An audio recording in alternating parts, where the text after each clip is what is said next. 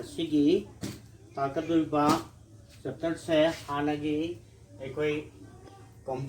volume of combinations of solution ꯍꯥꯏꯕꯗꯨꯅꯤꯀꯣ ꯃꯗꯨꯒꯤ demo question ꯑꯁꯤ ꯇꯥꯛꯑꯒ ꯃꯁꯤꯒꯤꯁꯤ ꯂꯣꯏꯁꯤꯟꯒꯗꯣꯏꯅꯤ ꯁꯤꯗ ꯑꯩꯈꯣꯏ volume and surface area ꯒꯤ ꯃꯇꯥꯡ ꯇꯥꯛꯄ ꯂꯣꯏꯔꯗꯣꯏꯅꯤꯀꯣ ꯑꯗꯨꯅ ꯃꯁꯤꯒꯤ ꯀ꯭ꯋꯦꯁꯟ ꯑꯍꯥꯟꯕ ꯀ꯭ꯋꯦꯁꯟꯁꯦ ꯌꯦꯡꯒꯦ that a cylindrical bucket 32 centimeter high and with radius of base 18 centimeter is filled with sand. हाइबदी cylindrical bucket अमा लेरे मसे माकी अवांगबसे मसिगी अवांगबसे 32 centimeter ने अदुगा radius 18 centimeter ने मसी filled with sand हाइबदी लेंगोइगा लोइना लेंगो हापचल हाइबनी को bucket this bucket is emptied on the ground हाइदि लेमाइ धाइदु एबा को and a conical heap of sand is formed on mongda sand sigi conical heap ama mapayama semeba ko ada if the height of the conical heap is 24 centimeter conical heap sigi awang ma 24 centimeter oiba tarabadi find the radius and the slant height of the heap to gi baki awang ba amasung magi slant height ngam thaba awang bodu kaya oigedegi haiba kaino tau haibako putu haibako patang chidai khoina wala ka doise ahan bada volume of the sand putu kani ko for cylindrical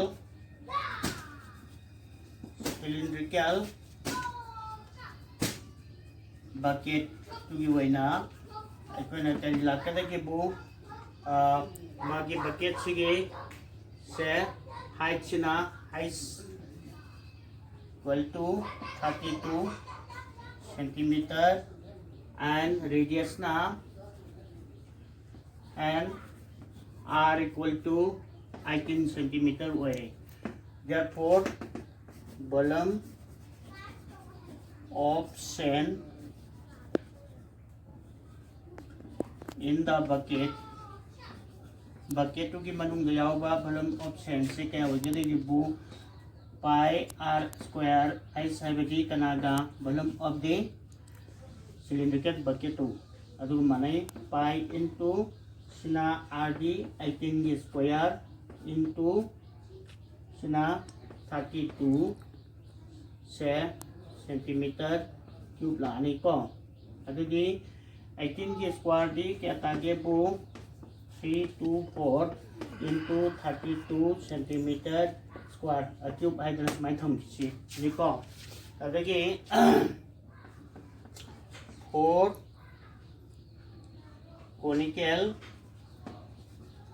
heap sigi waina enosina height se height is equal to height ne na loro is equal to kaya height of the conical se conical heap sigi 24 centimeter ne na pire ko let capital letter r sina be the radius of the base of the heap paidugi base radius ne lor se therefore volume putu kya hai taragati volume equal to 1/3 pi r square into h ni sida equina 1/3 similarly pi similarly into r square kya no khangri h se 24 ni centimeter sida sida kanabda nipan tare adudi I pi r square haidan tar se ko du adudi ekoi question ni matungina ani si mana gadoribni siga siga se ko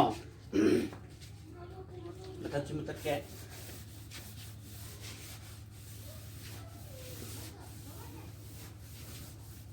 say by question or according to question by question wangi matungina ekoi ajik che kana managani habada say 8 pi r square is equal to pi into 324 into 32 से therefore r puto के height r square puto के ta di pi into 324 into 32 by pi into 8 8 na sila ko 4 tungi pi ka na ro adu di mari ta turuk umlai mari ni pan mapan mari try ko sila therefore r square is equal to r equal to square root of 1296 sini 36 ke square root ni ko aduna 36 tare ana hence radius of the heap conical heap hai ko conical heap is 36 cm lege hujik ekoi radius phang matung da maki slant height puthok da wale slant height ki formula da slant height se square root of r square plus s square ni ko again slant height से क्या हो जाए वो L से is equal to square root of R square plus S square नहीं को R क्या 36 के स्क्वायर में ले लेनी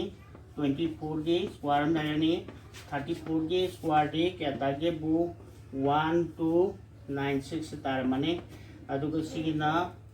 576 तार मने अनि से 340 कहतारे तरा निथोय अम्मा तरा ग तरियत अम्मा अदगी सिना निपान अम्मा अम्मा मलेरे अदुदी सिगी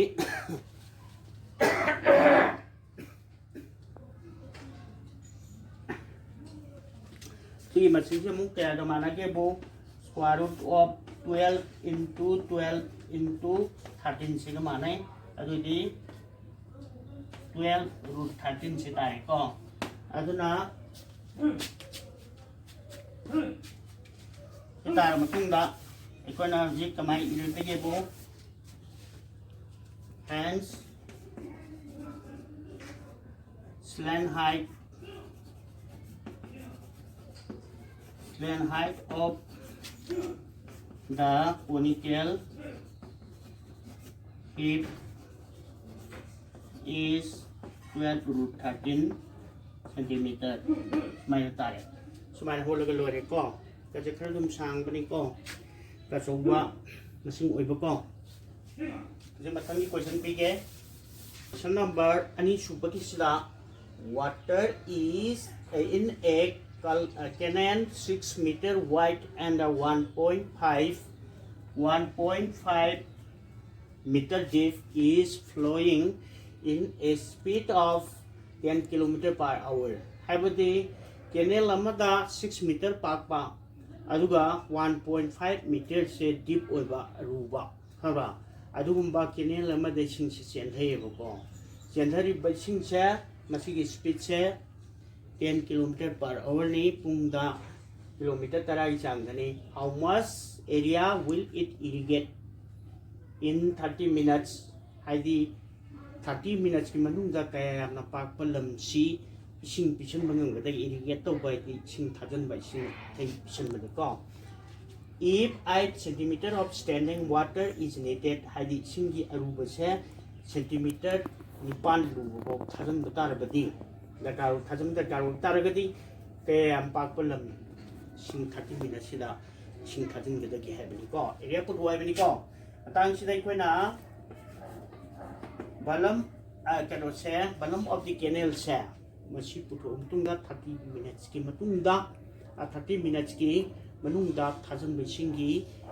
balam si puto kadul bani hana ko for canal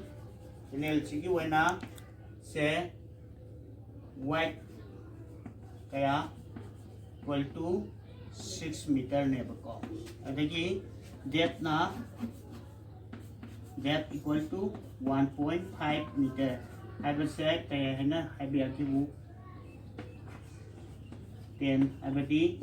3 by 2 3 na 5 na ani meter ka bako 6 meter habi mana re ochi ekhoina speed of speed of flow of water, speed of flow of water ꯆꯦꯟꯊꯔꯤꯕ ꯏꯁꯤꯡꯁꯤꯒꯤ ꯁ꯭ꯄꯤꯗꯁꯦ ꯀꯌꯥꯅꯣ ꯍꯥꯏꯕꯗ 10 kilometer per hour नेबा 10 kilometer per hour हाबसे metre तो one थोके है तादी 10 kilometre ना metre तो one थोके है तादे कोई से 1000 पुरीगने आवर सिना मिनट तो वन थोके दे 60 सिना मीटर पर मिनट हाइना लाखनी को अभी तादी से जो को अनीना से अहुम अनीना 500 तारे 500 by 3 से सिना metre per minute ni minute amagi manung da center ba singi sang sini singi kongjali sang si ko ado itariti therefore volume of water flowing in the canal in 30 minutes 30 minutes manungda chenthaba singi sanji kayne 6 into 3 by 2 aruba pa ko purinani aduga speed se meter into 30 minutes se minute kanga hani horen adu targadi se sina meter cube ta la ni ko adidi siga mukana haro sina siga kana haro ahum tare ko mahum tranga trangum nipu manga 0 ahum amma se meter cube se si meter kuntra gi manung chen thabi singi volume ne ko adu targa de ko ji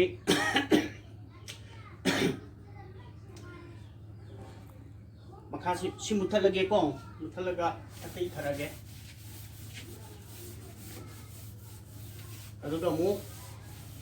sigi mathanga lakadi se therefore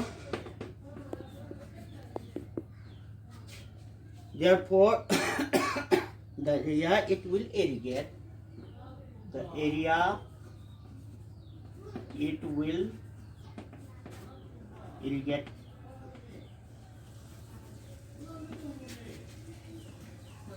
si kana mana kada gebu magi si volume sida asagi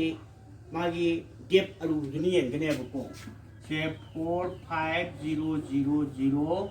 si sida centimeter sida ekoi si meter cube ni ko meter cube se 8 se centimeter ro won thoke centimeter se meter ro won thoke hai tadi maina se si meter am le rani that means se 45000 into 100 am le rani divided by 8 sina yen gani ko aduga si meter square tar ni ko area da lakhani adidi si meter square se h na stick ko matam da se h na nipan manga nipu am le re adagi nipan taruk nipu nipan am le kulle me nipan ani ta taruk am le re nipan manga nipu am le re adidi pa manga nipu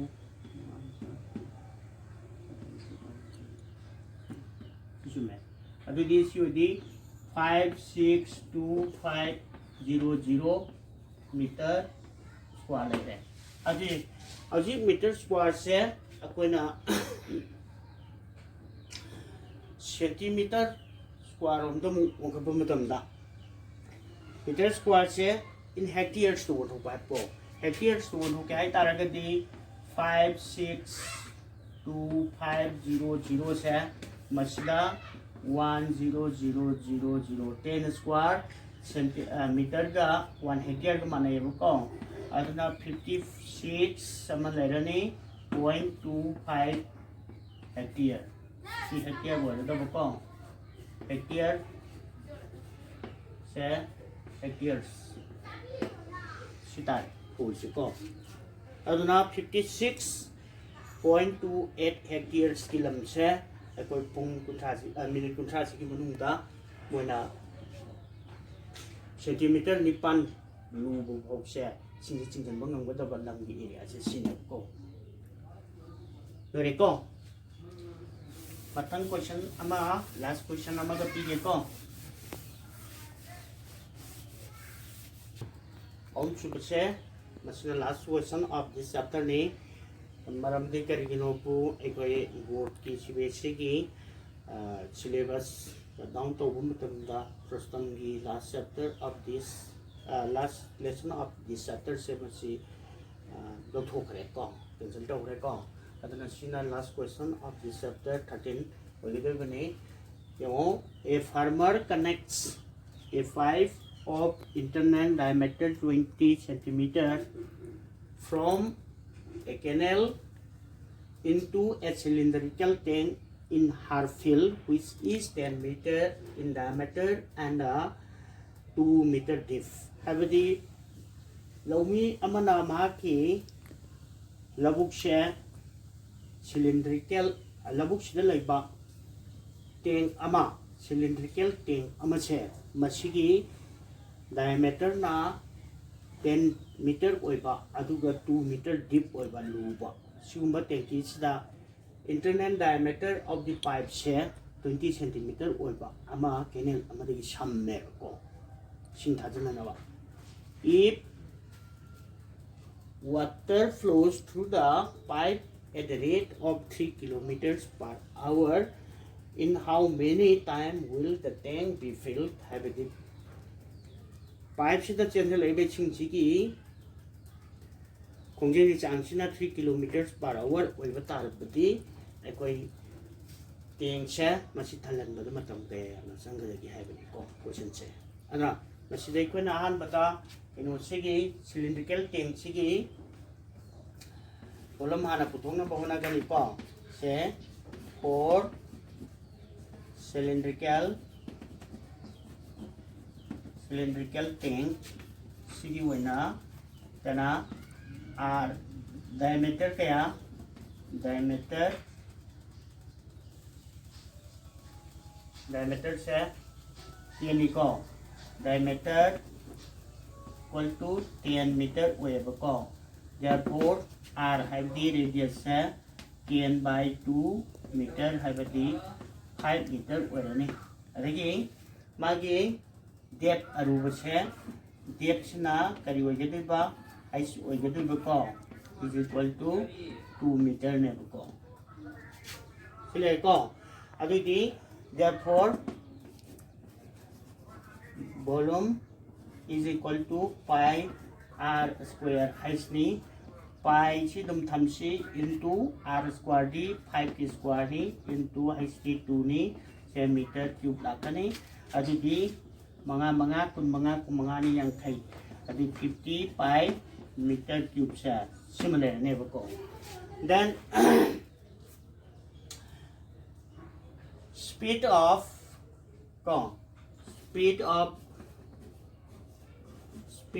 water speed of flow of water hai ko singi chen ha bagi speed se kaya 3 kilometers per hour ne hai adidi 3 kilometers se meter rondu kaya de 1000 sina purina ni aduga sina 60 meter sina hour sina minute ulo pu matam da sumaina la ani adidi sina 0 ong kangaro sina ahum ko ahum na ani la ani na sida ko bro na kai ta to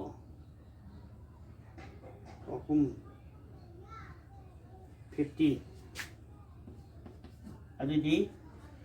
50 meter per minute were magi khongjal gi chang se haibadi minute amada chen ha bai sing gi chang se 50 meter were ko 50 meter were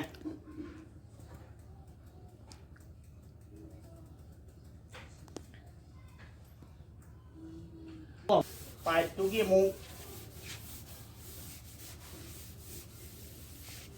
kolom puto ka ni ko se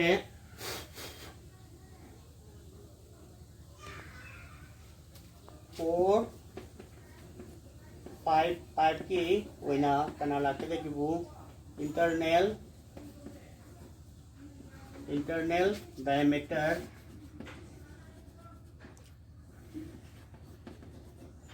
is equal to internal diameter क्या हुआ Kipa 8 centimeter है बना ट्रो 20 centimeter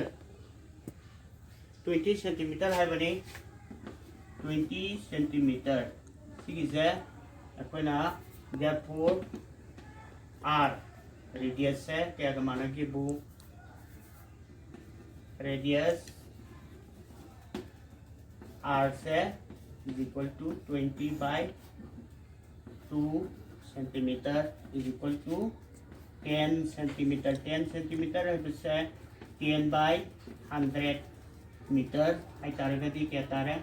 0.1 meter तारे को radius से अभी दी radius ना अच्छी वो बता रहे बदी therefore volume of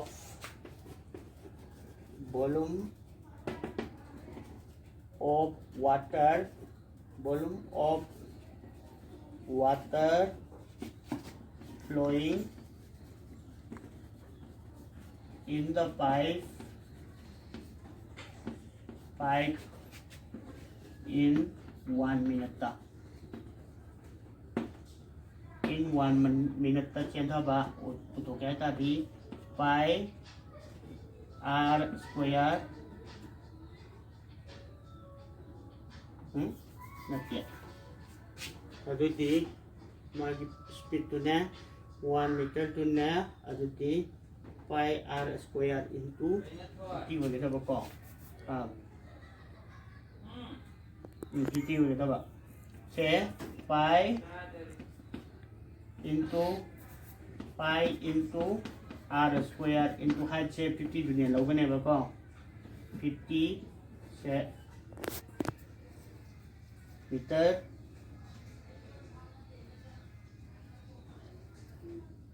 समझ ले रहे रूप लाख मीटर तक तो वही तो बच्चे सिर्फ पाई हम ले रो into 0.1 D fourteen square into 50 से मीटर रूप लाख तो बको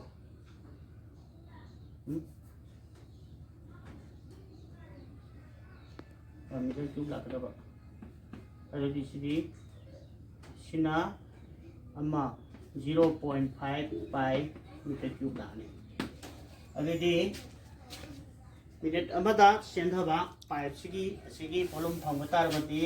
साया पुनबा वॉल्यूम दो सिदा येलगा होय इक्वल टाइम हमदिनी को therefore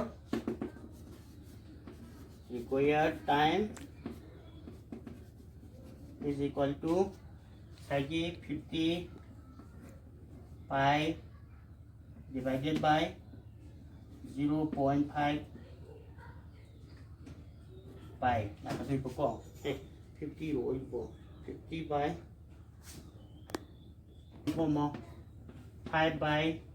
10 by meter cube hay là số mấy một phun đồ không là nó bảo ngoài nó bảo 5 by 10 by cái gì by cái nó là ní 50 into 10 divided by 5 arrow sila ko 10 equal to 100 tayo ko không ba hence the tank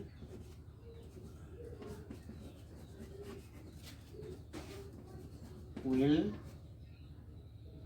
be filled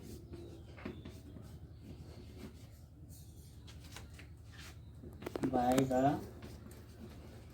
pipe in 100 minutes. Xin lỗi đấy con. Tụi bay tục đó nè, ở cái đó, sang cái đó mà tầm sẽ phút vé.